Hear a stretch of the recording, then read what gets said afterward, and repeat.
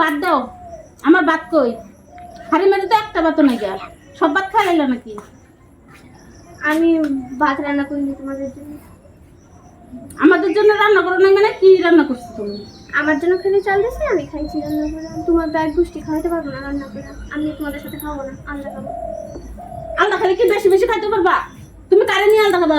সারা তো বিদেশ থাকে। একলাই খাবো, একলাই রান্না করবো। একলাই খাবো, একলাই খাবো। আলাদা খালি কি বেশি খাইতে পারবা? তোমাদের খাওয়া আমার লাভ কি? আমার স্বামী থাকে বিদেশ, আমার তোমাদের তাহলে বিয়া কাম বসে তখন সারা একটা দেখে বিয়া করতে পারলো না, একসে খালি বাবা মা নাই কিছুই নাই, একলা দেখে বিয়া করতে পারলো না। বিয়া বয়স সময় খুব শখ লাগছে। ওখান ভাত রান্ধতে পারতো না, একলা ভাত রান্ধতে খাইলে যখন আমি খাইম কি? কি খাবো খাবো না, তুমি যখন ভাত রান্তাই না, তো তোমার রান্নাও আমি খাইতেছি না। প্রত্যেকদিন কেঁচাল ঝগড়ার ভাত ভাল লাগে না। আমি লবণ ভাত খাইয়াম, তাও আমার ভালো। তাহলে তো সারা আইলে পরে বিচার হইব। এখন তাহলে এই যে আমি ডাল দিয়ে দিলাম, ওটুক তোমার এটুকু আমার, তোমার টুক তুমি কষ্ট করবা, আমার টুক আমি কষ্ট করব। সব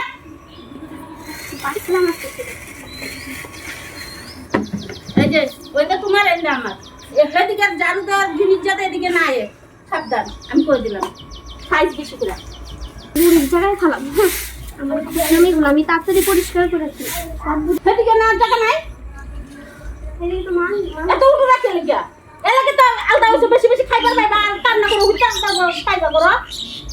এই যে এগুলা কি জান দিয়ে এদিক জানা হবে না, এদিক জানা হবে না, এদিক জানা আগে আইজম জানা। এত বড় কামড়া, এত বড়